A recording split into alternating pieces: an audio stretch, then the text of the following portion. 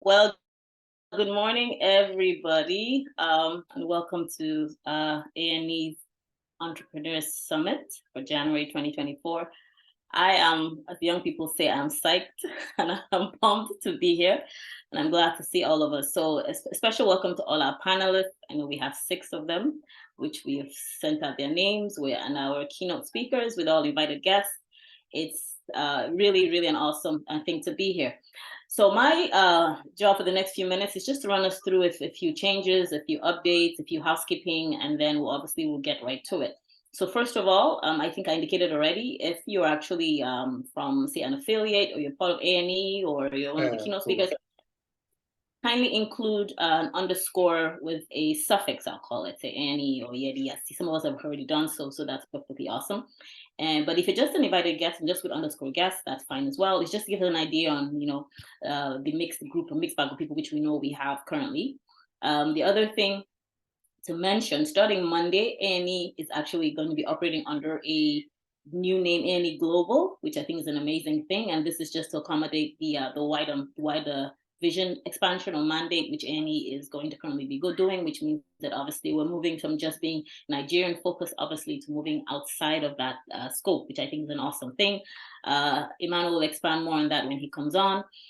So the other thing is just to run you through the format. So there's going to be a keynote speak, which our keynote speaker is already on, and then there's going to be 2 sets of panels and an interval in between and Q&A at the end. So just to indicate, I think different segments will be recorded for easy viewing. For instance, I think the keynote will go separately, the panels 1 and 2, and the Q&A. So don't feel alarmed if you see here recording stop or recording start. It's just for easier tracking. And then just a few, again, Q&A will be handled at the end. So while the panelists are going on, any questions, please feel free to hold. There'll be a segment specifically dedicated to Q&A at the end. And then just a few housekeeping. Majority of us should be on mute, I guess, only at the section we're speaking, but in peradventure, you actually do unmute. Kindly feel free to go ahead and mute yourself until the end. Yes, thank you so much for that. If you don't mind muting us, thank you. Yes, that is part of the world we live in with our online virtual communication. And so with all that said, there's one last thing. So I dropped in the chart a link. It says app.slido. We really would indulge us to please click on that during the course of what's going on. And again, there'll be another one during the interval. But what we're trying to get off the bat is a sense or a pulse on how we're feeling about 2024. The caption for the summit said 2024, a challenge or a problem or opportunity, for which I think we're all really excited to hear from our panelists, how we can turn, as they say, lemons to lemonade, or whatever may pose as a challenge to opportunity.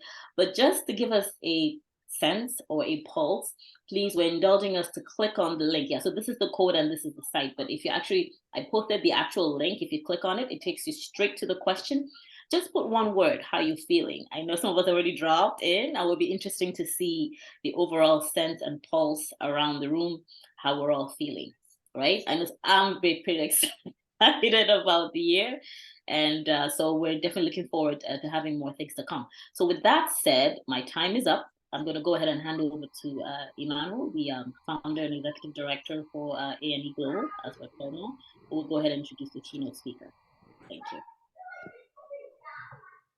All right, thank you very much, Tina. Thanks for a great job. And what I'm trying to do is to give people a bit more time so I can actually show you the results of the poll. Let me do that right away so that we don't forget, because we have so much lined up for today that if we don't do it right away, sorry, bear with me. If I don't do it right away, I may forget. So let me just quickly show you what it is, so we can see real live what the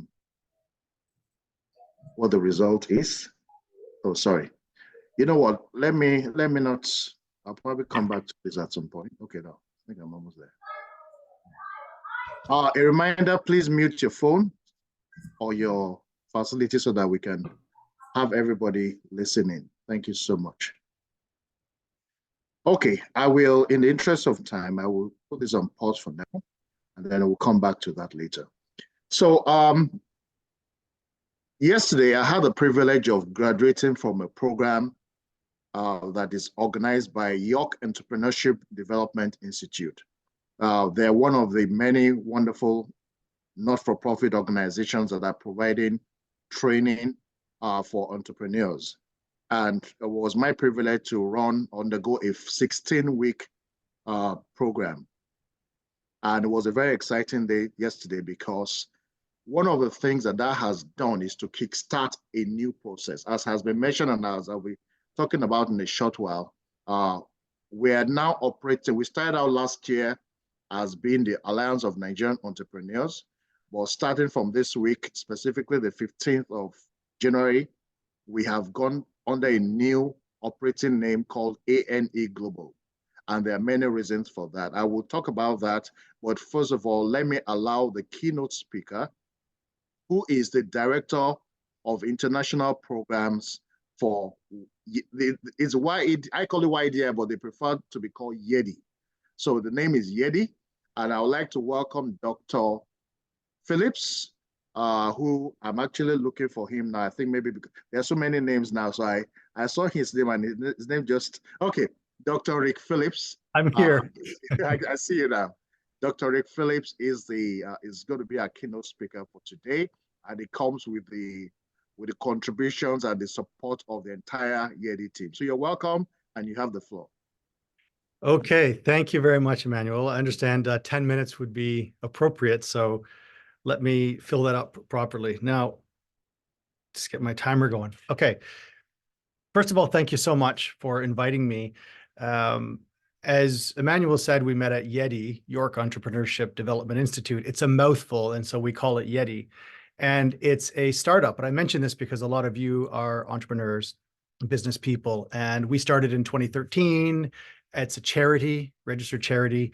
And simply speaking, we train entrepreneurs, for-profit, nonprofit, international, and we are growing and growing. I'm one of a team, and the other people that run on the team are fantastic and great leaders. And my aspect is business communications, and that's my background, and running the international program for the international entrepreneurs. So that's just a quick little snapshot of YEDI. And if anyone has any questions, you can ask Emmanuel about that, or myself, or yedi.ca. So in terms of entrepreneurship and entrepreneurs, what are some of the defining characteristics? I mean, we could maybe make a big list, right? But one thing for sure is entrepreneurs are always putting out fires, always running around putting out fires, no matter what, no matter how smooth your operations are, no matter how great you think you've got your standards, but there's going to be issues that come up. We call them putting out fires. And what does that really mean? They're problems that we have to deal with all the time, sometimes small, sometimes large. It's the nature of business. It's the nature of life, perhaps. I remember I was chatting with some entrepreneurs in 2020. We were, the YEDI team, we were in Kazakhstan, and we had just finished a program there. And this COVID thing was kind of, what's going on? And, you know, is it serious? And is it going to go away? And everybody was discussing this. And we were supposed to go to Japan. And at that time, Japan had these issues with the cruise ship that was off the port of Yokohama. You may remember, this is a long time ago now for some of us. And so everybody was trying to decide, and some flights were getting canceled. And I said to the group, basically, like, this is the nature of entrepreneurship. We're always going to have problems to deal with, always going to have to put out fires, sometimes big, sometimes small. So don't freak out, just work the problem. and you know, maybe you got to go three different cities to get home instead of one. Okay, but you'll get home. And in the case of Yeti, we ended up canceling the training in Japan a week beforehand because the numbers were growing, and especially in Asia, and we ended up canceling. And you know, you can imagine the headaches when you have a lot of people planning to attend an in-person training for 2 weeks and suddenly you cancel. Yes, this is the nature of it. So let's talk broadly about problems and opportunities. So first of all, an attitude decides a lot. Your personal attitude, you know, an organizational vision. A problem, what do? Do we run and hide? Of course not, right? So how does the problem become an opportunity? It's nice to say, right? Oh, it's not a problem, it's an opportunity. It's nice to say, but we have to actually think that way.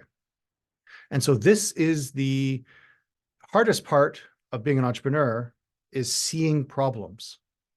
We may be even actively looking for problems in society, whether a larger society or whether a subculture of society, whether a specific region, whether a larger global region. That's the interesting thing about being entrepreneurship, is looking for problems as opportunities. And it takes a bit of training, I must admit. It took me a while to adjust to this. I have some senior people on the leadership team at Yeti that I had the privilege to learn from. And I got free education by being part of that business training organization. And so, do we see the problem? First of all, and this is part of the vision. And then do we feel the problem? This is the secondary part. So seeing it's more technical, right? There is a problem in the world. There is a problem in this country. There's a problem in the city. There's a problem. Okay, we've got a problem. That's great. And can you describe that? But can you feel it? And who can feel it? And by feel it, I mean affected by. Who's affected by the problem? Maybe you and your community, or maybe somebody else. But this is a very important step to connect with. Why? Because people don't buy products and services. People buy feelings. And so when we're looking at marketing, when we're looking at pitching your business, when we're looking at describing this to somebody else, it doesn't matter what scenario, a coffee shop meeting, a large scale conference, people are not concerned or interested in your name, or mine for that matter, not interested in your title or mine, not interested in your organization. I mean, what the heck is a Yeti, right? Right? Until I explain it to you, who the heck cares? I don't have your attention by saying, my name's Rick Phillips, and I'm the Director of International Programs at Yeti. I don't have your attention, right? And so this is something we have to get used to, is like, how do we catch the attention, especially of strangers or new people or a mixed audience, a large audience with different types of backgrounds? We've got to cast a wide net, and we've got to identify a problem that affects the majority of the people there. This is very, very important to do. So seeing a problem, describing it, and making them feel it. Now, if I'm a person who feels the problem myself, that's great. I have great empathy. Maybe that's why I founded this company, because this problem affects me. And then I make a great spokesperson for the company. That's great. Alternatively, I've got to be able to communicate in a way that you, the audience, feels the pain, feels what I'm talking about is the problem. And the problem we can also call a headache. And a headache you want to go away, right? You either take an Advil to get it away immediately, or something, right? You get some help. So when you're dealing with a problem, you don't want it to be, you know, something that's in the background. You want it to really hit the pressure points of people, your audience, or whoever's listening to you, and say, wow, that's really important, and we got to deal with this. Why? Because people don't buy products and services, people buy feelings. And there's two feelings.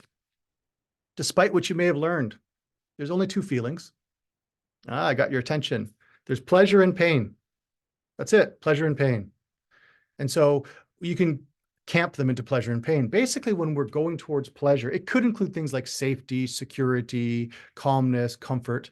And when I'm avoiding pain, it could include, again, things like avoiding danger or uncomfortableness, or et cetera, et cetera. So the pleasure pain is what we want to do. We want to push the buttons to make the person feel, or audience feel, this problem, if we don't address it, will cause you pain.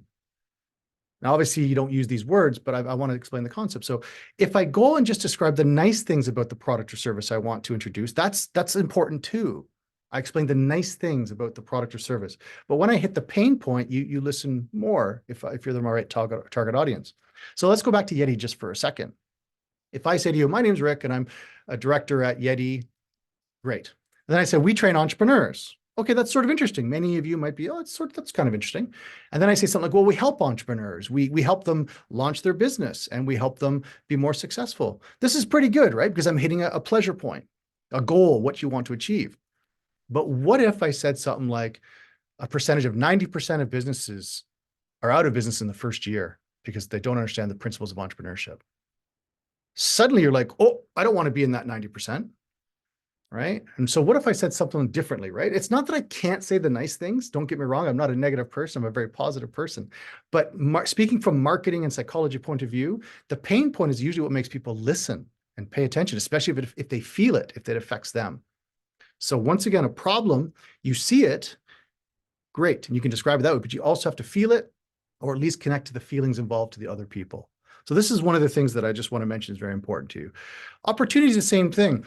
When you create an opportunity, you can see it and you can feel it. Same thing. If you feel the opportunity, the relief of the pain, that's very good. And same thing for your audience. If you can make them feel the relief, you can draw a picture, you can describe things. Imagine if, right? So my business or this product or service, here's what's going to happen. You know, there's a problem in the world and I want to hit that pain point.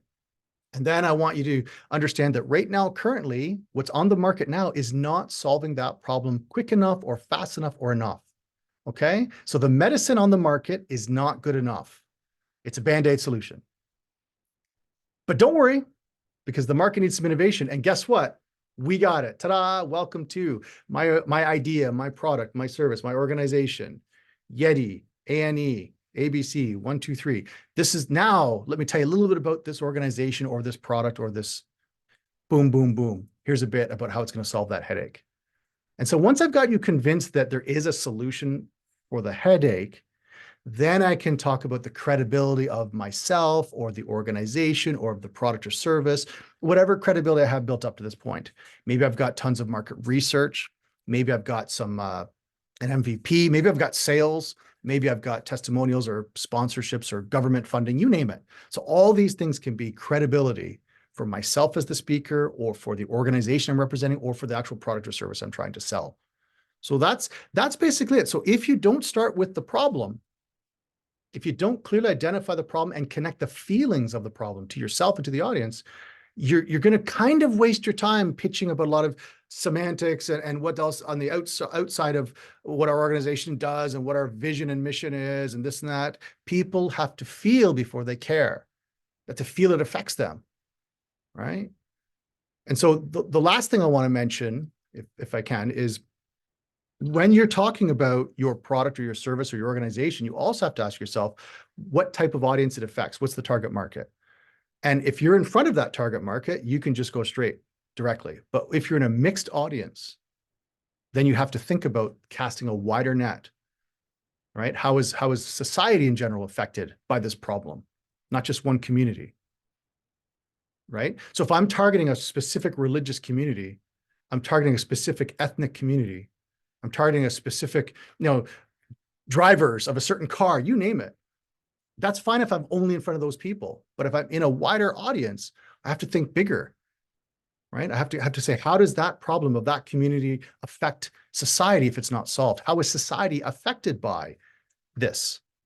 Remember, this would be for casting a wide net in a general audience, or you don't know who you're talking to, or it's, those scenarios. If you've got a specific target that you're talking to, it's different. You can tailor that. So that's my time. That's my 10 minutes, which I was asked to give. But I just want to start off with the problem is an opportunity, but you've got to see it. You've got to feel it. You've got to welcome it, and don't be afraid to hit the pain points to make your point. And you can also talk about pleasure. Okay. I hope this sets off the meeting in the right way. Over to you, Emmanuel. Thanks a lot, Professor Phillips. To your credit, speaking with you, listening to you was very instructive in helping us to reshape our message or tailor our message for an organization. When we started off, we're only focused on Nigerian immigrants coming in, having problems. But I remember the session I had with you, the one-on-one, where you made me realize that talking to the Canadian government or talking to, let's be very blunt, talking to Caucasians, the question is, who cares? So I had to retailor the message and actually identify that Nigerians coming in are a drain on social services and budget. And therefore, that is the problem. We want to avoid a situation where we're just a constant drain where we can tailor the message. turn these people to becoming assets in the environment. So thank you again for that. And I'm sure that, and I want to recommend Yeti any day. All right, so before I go back to, I see Tina is still here. By now, we should have results. Let me share my screen again so that we can see the results of the question she asked, and then she can take it, and then I will take it after her. So these are the polls. The question was asked, how are you feeling about 2024? And these are the results that we have. So the two big, Tina, are you still there? Otherwise, I'm happy to just carry on. Okay, I guess she's, okay. So as we can see, two words are very prominent here. The most prominent being optimistic, which is fantastic because given the...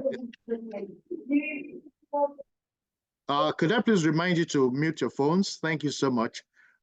You can see, following the pandemic, a lot of people went this optimistic at the maybe beginning of 2023. But it looks to me like, the situation is changing. Optimistic is the biggest, followed by excited. Somebody's excited, or some people are excited. And then we have smaller words like very optimistic, driven, expectant. But all of these look like very positive words, which is encouraging. And our collective hope is that 2024 will indeed turn out to be a fantastic year for us. So let me now introduce us as an organization.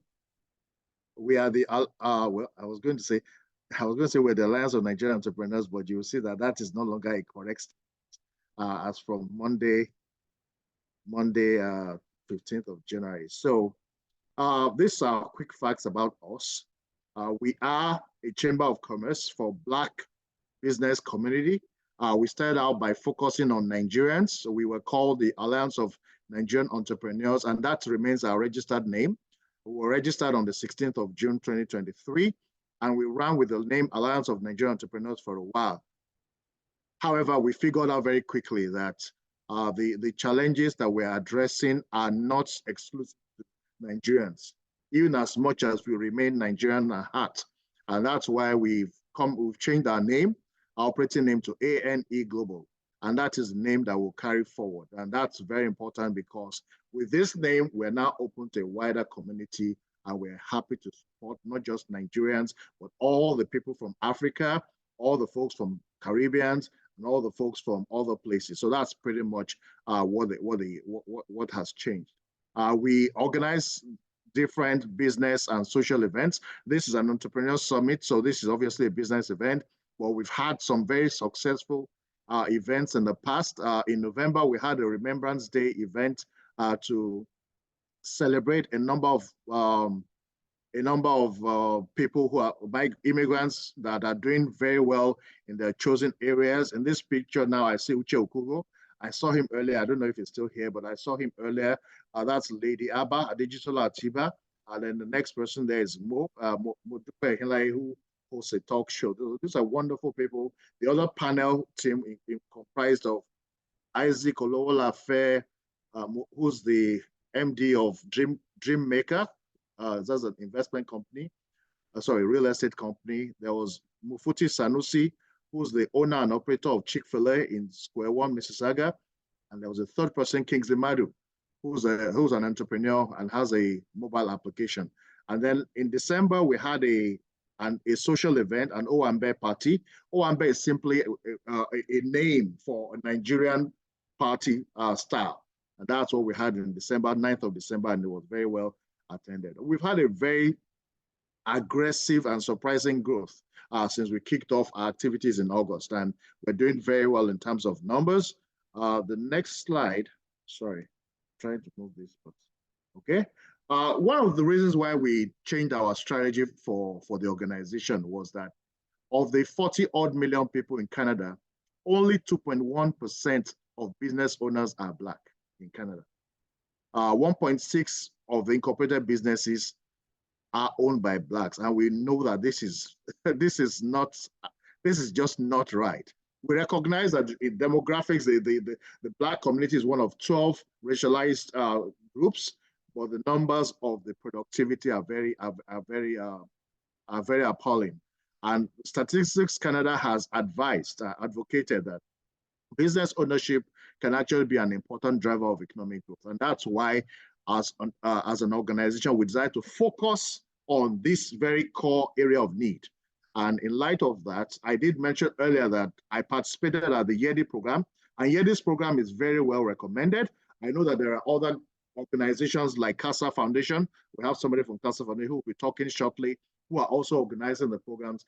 But I'm happy to let you know that at ANA Global will also be starting our Entrepreneurship Development Academy in the month of March of this year, because we need more, not less people focusing on this and delivering value.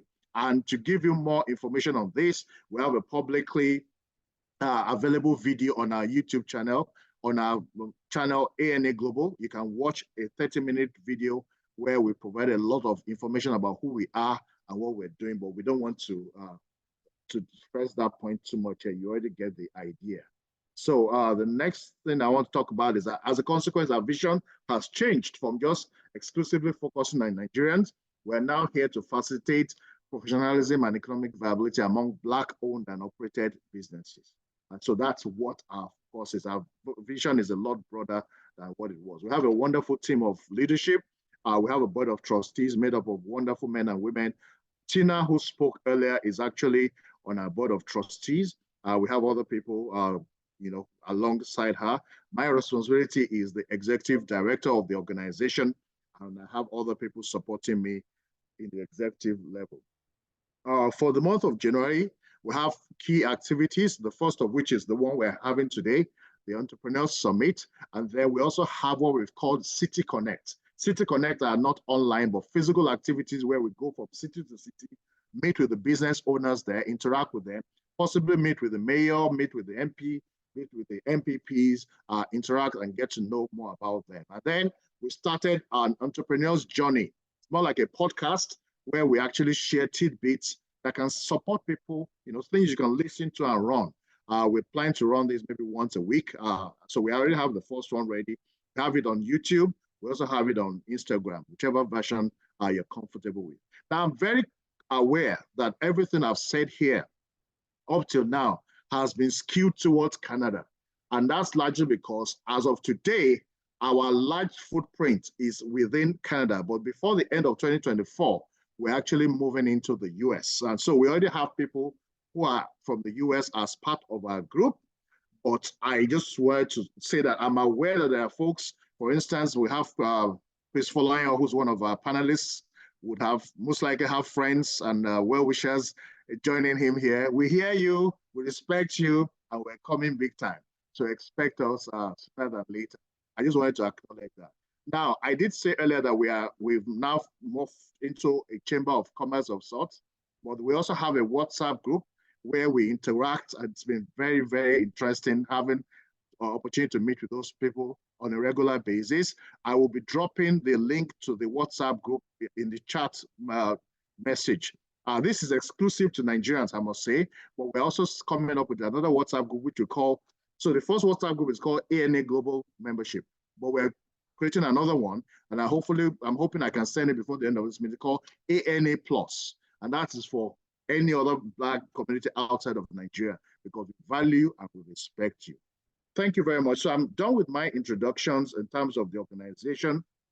The next thing I want to do now is start the panel session proper, and we have wonderful people. We're going to have two sessions. The first session will include 3 people, but Dr. Rick Phillips, I know that you are here, and I would, with your permission, ask that where opportunity permits, you can also make contributions to what will be said by this group. The primary people are, in no particular order, I'll start with the lady. So Lisa Kemmer is, and I'm not reading any document, I apologize that she's a lot more than whatever I will say. So you please feel free to tell us a bit more. Well, Lisa, I met Lisa and a gentleman, well, I don't know if it's gentle, and a man, content creating. I met them at sometime last year. They have a networking event that came out of the pandemic. They set it up and they meet, or we meet, I should say, every week to actually discuss, share, and it's really to inspire entrepreneurs of different walks of life on how they can improve, they can they can deliver value. And it's my understanding that Lisa and Ted Creighton are very good examples of people who naturally could be seen as competitors, but have found a way to collaborate to support each other. So that's something that is credible that I want to say. I know Lisa works in one of the institutions in Canada. She will say what it is if she's willing, or she coaches entrepreneurship as part of that program. So that's Lisa. And then the gentleman is Ted Creighton. Ted Creighton is a master business coach. He's done this for a number of years. He's provided lots of counsel to businesses at different stages of growth. And he's been an ally. He's like, I rely on him for counsel. I still spoke to him maybe as recent as last week, middle of last week, where he gave me additional information on some things that I should consider for the organization. So it's wonderful to have you. And last and by no means the least is a gentleman I've known for I don't know how many years now.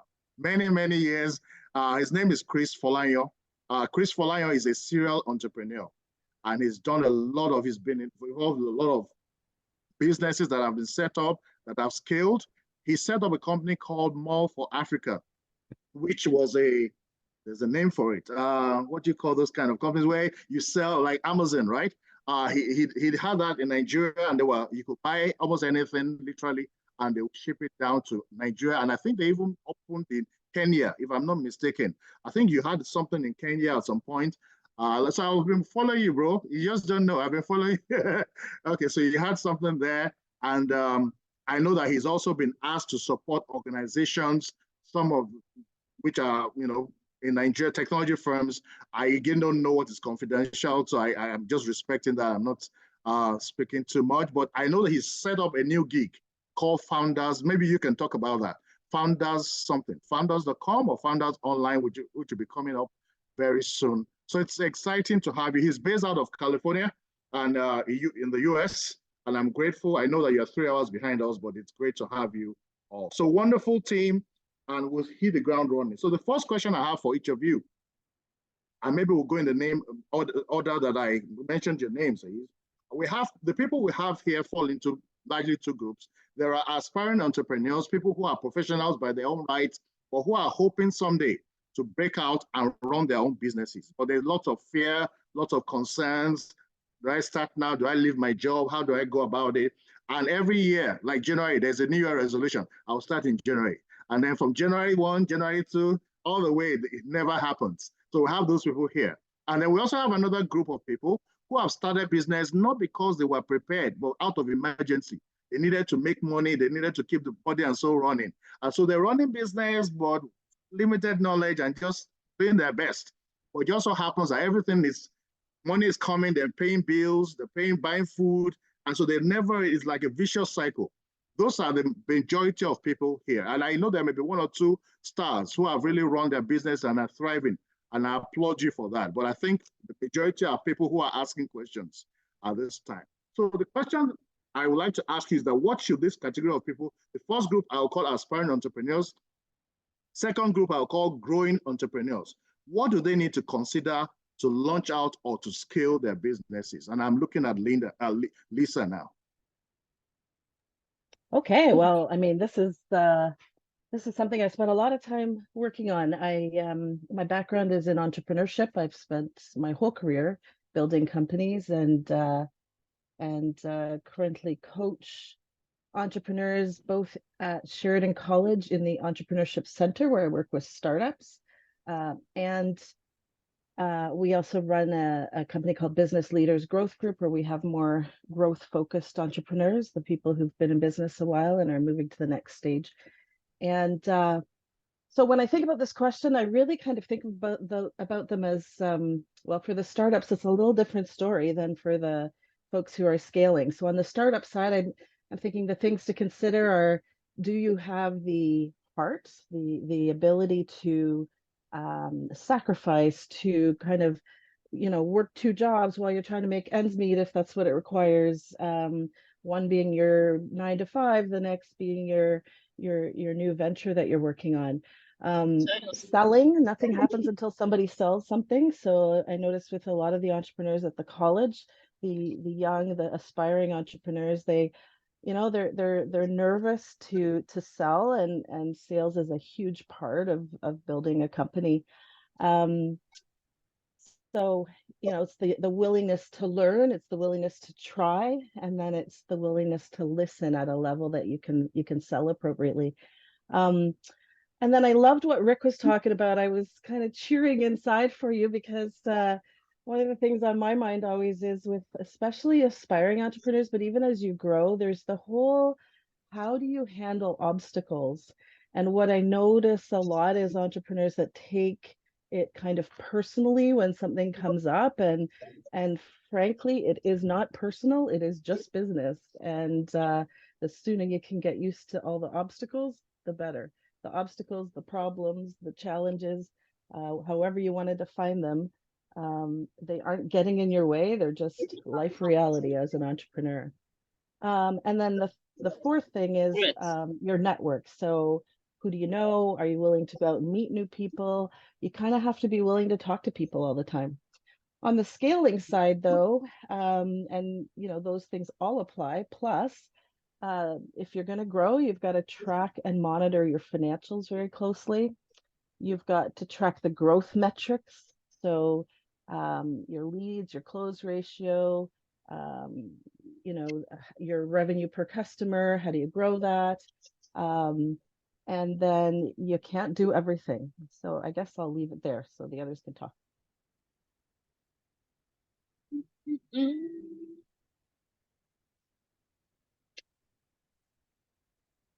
I can keep going if you prefer.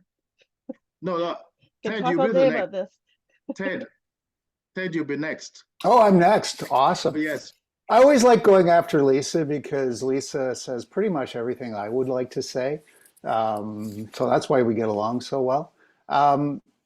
So yeah, just so you know, I'm dissimilar to Lisa. My entrepreneurial journey started probably about 10 years ago. I was in corporate for many, many years and decided about 10 years ago that I wanted to take sort of big company tools and apply them to small business. And so, very much like Lisa, I work with small to medium-sized businesses, both in the startup and in the growth stage. And I'm going to sort of echo some of the stuff that Rick said earlier too, is that entrepreneurialism by definition is really um, figuring out, okay, what's the problem out there and what's the solution I can provide for people.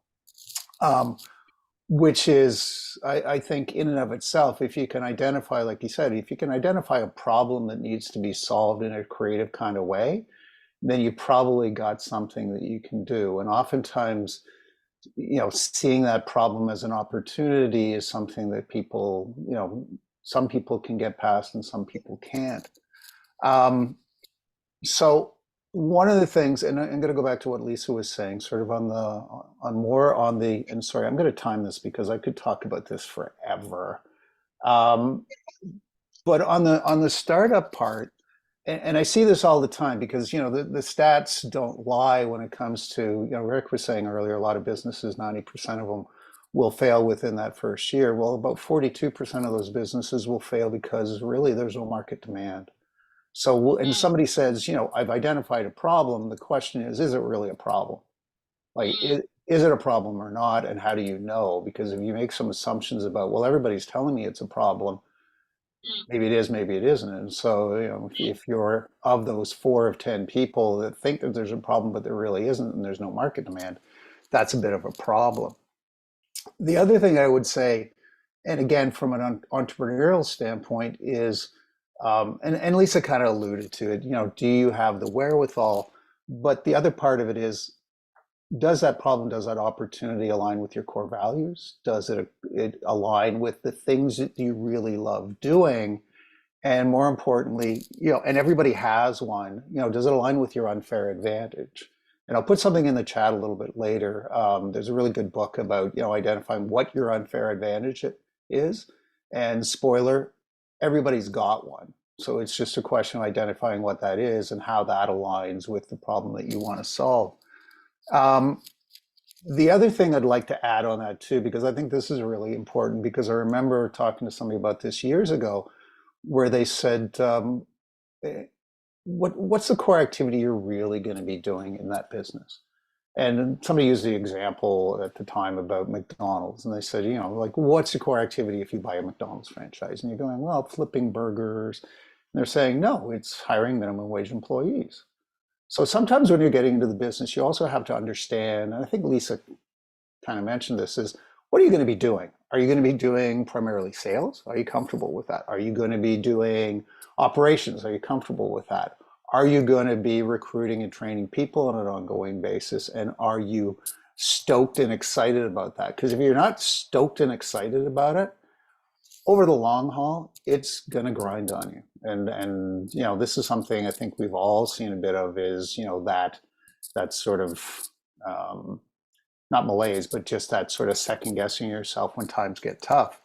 The other thing too is, how do you deal with setbacks? You know, how do you embrace your saboteurs? How do you embrace sort of the issues that come up? And they will. Everybody's got their blind spots. Everybody's got their saboteurs. Everybody's got those things that make them, you know, second guess themselves. How do you address that, and what do you do about it? So wanted to throw that out there because I think that's really important. In 30 seconds or less, the other thing from a scale up standpoint, because Lisa and I talk about this all the time, is I'd say 8 or 9 times out of 10, nobody's got a plan. So the value of actually having a plan, a business plan or a strategic plan or an operations plan, any kind of plan is better than no plan at all. So those that have plans, those that are good planners, but more importantly, better executors, are the ones that over the long haul actually get the results. So I'll leave it at that. Beautiful. Thank you so much, Ted. And I'm sure there's a lot more from where that came. All right, so let's cross the divide to the south. Sorry, I call him Rotimi because that's how I've known him for many years. But he says it's Chris, so let's call Chris Folayo. Yeah. When I moved to the US, people had a hard time saying Rotimi, so I switched to my middle name, which is Chris. Okay. But just thank you again for having me on. And yeah, it's Mall for Africa was my last big company, and we were in actually 82 countries. We scaled under different brands. We ran a white label. So, and the new company, as you were mentioning, is called Founder Centered, for those who want to follow me, but you can get that from LinkedIn. To answer your question, and I'm going to actually approach this from a different angle than my colleagues. I think entrepreneurs need to, first of all, look within themselves. And I've tagged an acronym called PINK, P-I-N-K. So P is for passion. So if you're an entrepreneur, you have to be very passionate about whatever it is you're going to be working on. If you're not passionate about it, please don't do it, because it's not going to be fun. And if you're going to be an entrepreneur, why would you start something that's not fun? It literally makes no sense. So be passionate, find something you're passionate about, and then find that unfair advantage that Ted was just talking about, that everybody has, and utilize that unfair advantage, connect it with your passion, and do something you're passionate about. So with PINK, P is for passion, and then I is for innovation or innovative. Now, your idea has to be innovative in order for it to do well. Innovative could be, although people could term it USP or unique selling proposition. Unique selling proposition and being innovative means your idea is unique in a sense that there's something you've tweaked about it just a little bit, that you've tweaked that the competitor has not done. We all have competition. No matter what your product is, there's competition. Mall for Africa, we were doing something for the very first time by shipping goods from the US and UK into Nigeria. But guess what? The competitions were people who had, you know, those Danago bags, you know, those big blue bags that you guys all saw in the airport, right? That was my competitions. People coming to the US, going to the stores and putting stuff in and then taking it to Nigeria and selling it. So we all have competition, but if you find that uniqueness, just tweak it a little bit, and have something unique, you can actually do something amazing with whatever business that you're about to start. So being so that's really key. So, and then N is for knowledge. I'm sorry, N is for networking. K is for knowledge. N is for networking. Now, the networking is super important when you're building a company and building a business, because guess what? You can't do it on your own.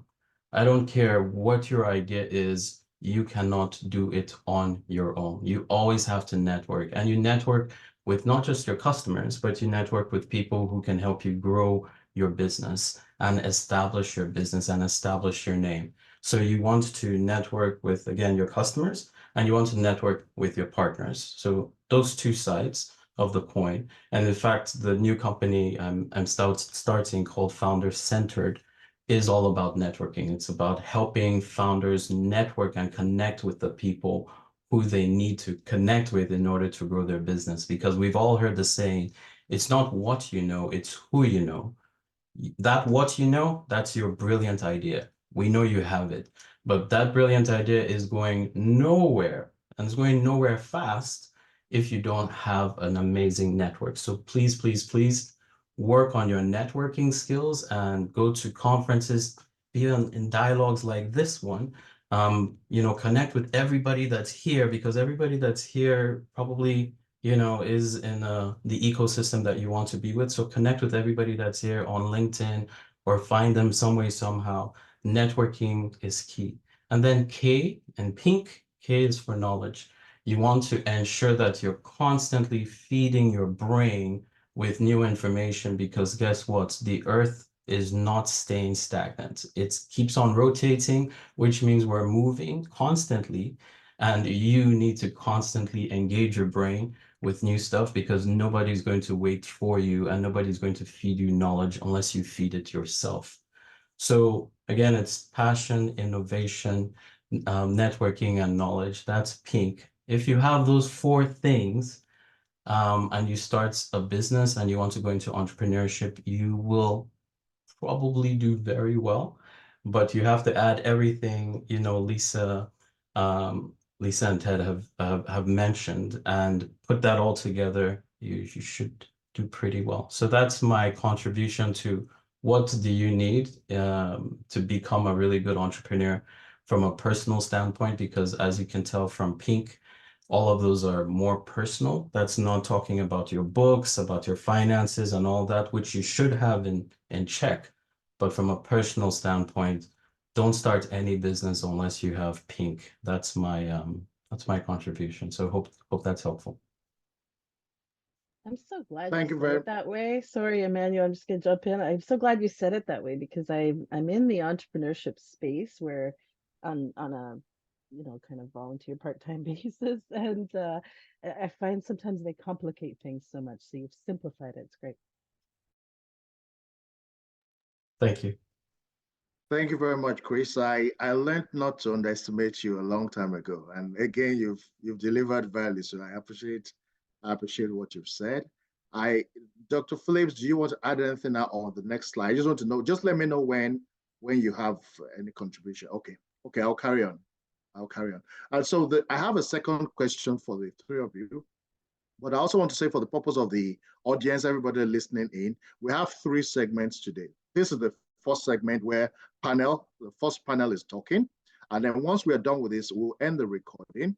And then we'll go to second section where we'll talk to another panel. And then again, we'll carry through. And the third section will be Q&A, which involves people from panel one, set 1 and 2. And the reason why we're splitting the recording is so that it helps viewership later on. You want to just view what panel 1 is doing, or what panel 2 is doing, or what Q&A is doing. I just thought to remind you of that. So the next question is, having said all this, so ladies and gentlemen, what industry sectors, based on your knowledge, either in the US or Canada, do you see opportunities today? For somebody who's here, who does not even know where to start, we just would like to have an idea of what is trending. Although what is trending may not necessarily also be sustainable. But let's hear your views. We can go in, we'll go in the reverse order. So Chris, you start, then Ted and Lisa. Sure. Okay. So industries so if I was in Canada, these are the industries I would go after. So I'll go after e-commerce, not just because of my background with Mall for Africa, but I do think it's a market that is going to be around forever and do really well. So thinking about your ecosystem, look at stuff like foods, Nigerian foods, and bringing that in. And again, you can use platforms like Shopify, Etsy, Amazon, eBay to do this, but bringing in foods, spices are really good. You can actually, that tweak I was talking about by making it innovative, there's the whole jollof rice spices, right? And you can do quite a bit with that. So mixing it, I'm not just saying bring in cinnamon and bring in, other spices. I'm talking about, tweaking it a little bit to make it unique to you and unique to your brand. So the spice market is a fantastic market to get into. Low barriers to entry as far as getting spices from Nigeria and bringing it into the country, even within Canada, super easy, not too much regulatory red tape you have to go through. So there's e-commerce, and then there's clothing and Ankara, bringing in Ankara and all of that stuff. So let's put e-commerce as one bucket. Another bucket would be what I would call the jobs and education bucket. I think that is huge also. In this respect, if you could think about it, most people who migrate to the US or to Canada, the very first thing they want to do is like, how do I get a job? Who can connect me with that? Create a job platform to help people get jobs that are migrating from Nigeria. How do you do this? Your current network that you have, contact them and say, hey, if a friend comes in and all of that stuff, can I get them a job at your company starting? Now, the key here, if I was doing this, the key is you just need somebody to put their toe, just tip their toe in that water. And once they tip it in the water, they at least have established a job in Canada. And now it's easier for them to get another job. That first job is always the hard one, right? Always. And it will always be the hard one. But if you create a platform to make it easy for people to get that first job, dude, you got a home run. The next one I would do is with tourism. When people migrate to any country, be it the US or Canada, they just don't know how to get around, right? So if I was coming up with another business idea, and I love coming up with business ideas, I would do one in tourism. But again, with a tweak, allow when people come, show them around. They have no idea where to go, how to get Nigerian food, where the best Nigerian food spots are. Work on some kind of tourism thing, on bookstores, where Nigerians meet, where Nigerians can eat, and then you can introduce them to some local stuff also that's in Canada.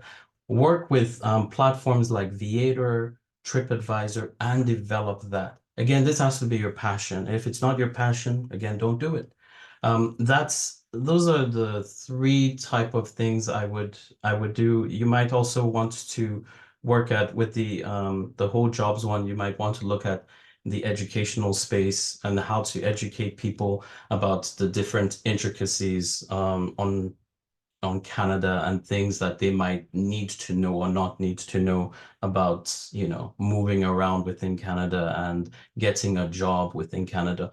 What are the differences there? Because we know it's like how you work in Nigeria is not the same way you're going to work in Canada. So I do think there's a lot of education there. So again, e-commerce, education, tourism, those would be the three sectors I personally would start something in Canada if I was migrating to Canada. So I hope that helps. Thank you, it does, although you're giving away my trade secrets, which is the Oh, part I'm I so didn't sorry. like. Oh, so sorry. Pele? Pele? Okay, so Ted and Lisa? Yeah, I'll go. So full disclosure, my corporate job way back when was strategic planning, and so we would try and look out the 3 to 5 year horizon to try and pick ideas, pick trends, pick things that will work. Oftentimes we won, sometimes we lost. But one of the things in doing that is you would always look for, and it's been mentioned a couple of times, is that pain equals opportunity sometimes. And so I'm going to take things up maybe a level and talk about the idea that, you know, what are the macro trends that are out there that really are going to impact people, and they're going to impact people for a while. So ChatGPT, AI, artificial intelligence is going to change a lot of things for people, which is in many ways good, but it also means, you know, as a knowledge worker, it's going to impact, you know, people that the knowledge part or any of the written part can be done a little bit differently. So that's going to impact education. It's also going to impact a lot of businesses, legal, accounting, you know, anything that's knowledge-based work is going to be challenged. The one thing also that is an opportunity, but it's also an issue, is the lack of labor supply in a lot of industries. I work with businesses that are in the trades industry, and tradespeople are hard to come by.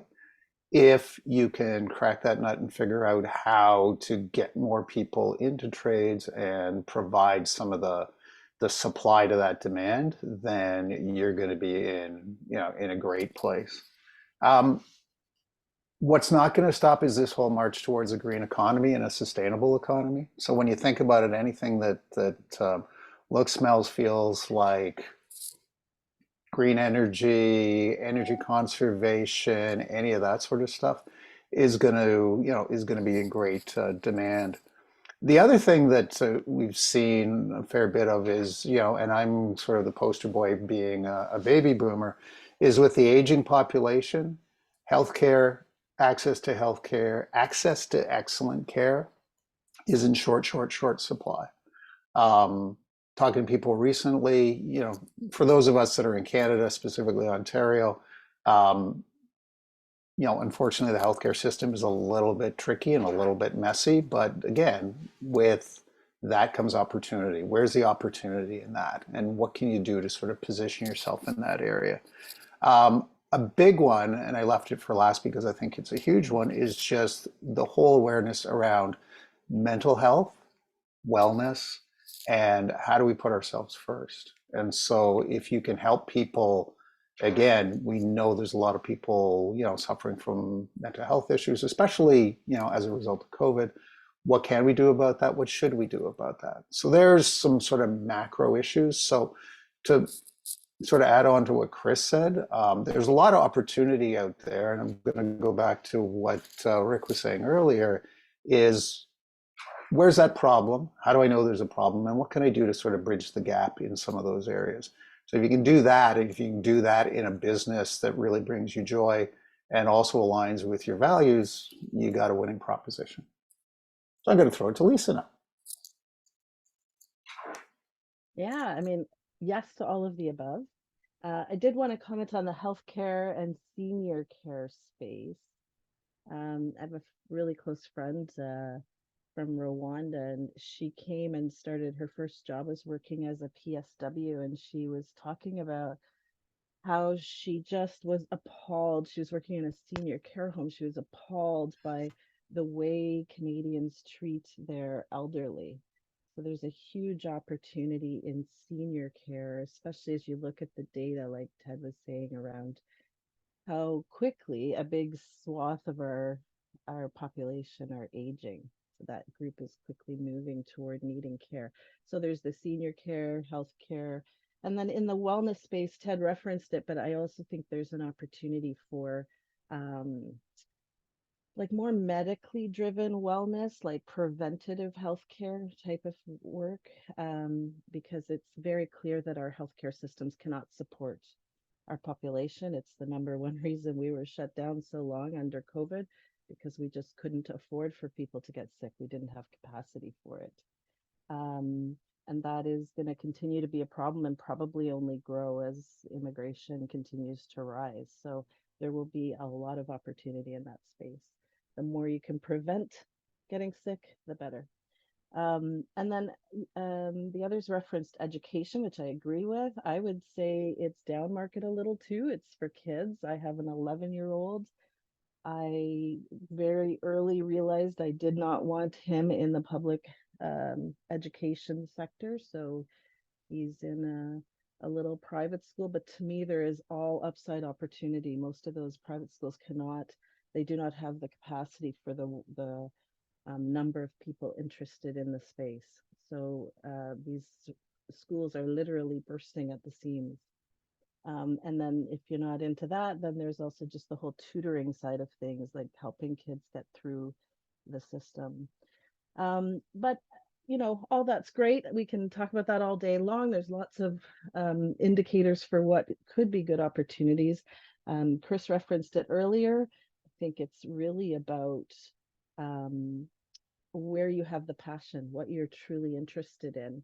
And, if there's a particular sector, a particular thing that you're interested in, and it's not showing the same macro trends, that doesn't mean there's not opportunity there. There are problems everywhere. So look for how you can do things better, how you can do things differently, how you can solve that problem, whatever that is.